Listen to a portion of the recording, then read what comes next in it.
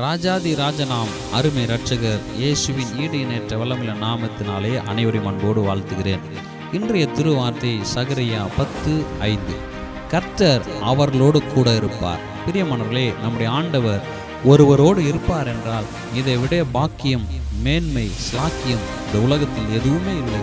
தெய்வமே நமக்கு துணையாக இருக்கும்போது என்ன குறை உண்டு இந்த உலகத்தில்? அவர் இருக்கிற இடத்தில் நிறைவுதான். கர்த்தர் ஒருவரோடு இருக்கிறார் என்றால் அந்த நபர் எந்த அளவுக்கு பரிசுத்தமாக இருப்பார் பாருங்கள். அவரையே நம்பி வாழ்கிற ஆண்டவரையே தெய்வமாக கொண்டு அவரையே நம்பி முற்றிலும் சார்ந்து வாழ்கிறவர்களோடு கர்த்தர் கூட இருப்பார். அடிமையாக கொண்டு வரப்பட்ட தானியேலை கர்த்தர் எப்படியாக உயர்த்தி மேன்மைப்படுத்தி இருக்கிறார் பாருங்கள். தானியேலுக்குள் ஆவியானவர் இருந்தார். விசேஷித்த ஆவி இருந்தபடினால் பிரதானிகளுக்கு தலைவனாய் தானியேலை கர்த்தர் மாற்றுகிறார். தானியேலோடு கர்த்தர் இருந்தார். அவனுடைய காரியங்கள் ஜெயமாக இருந்தது.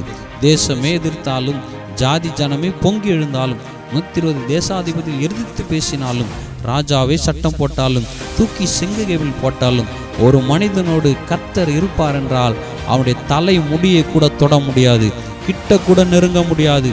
கர்த்தர் தானியேலோடு இருந்தார். எல்லாம் ஜெயமாக முடிந்தது.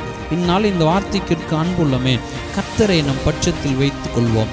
அவர் நம்மோடு இருந்தால் போதும். பிரகாசமுள்ள வாழ்வு, ஜெயமான வாழ்வு, அநேகர் ஆச்சரியப்படும் விதத்தில் கர்த்தர் நம்மை நடத்துவார்.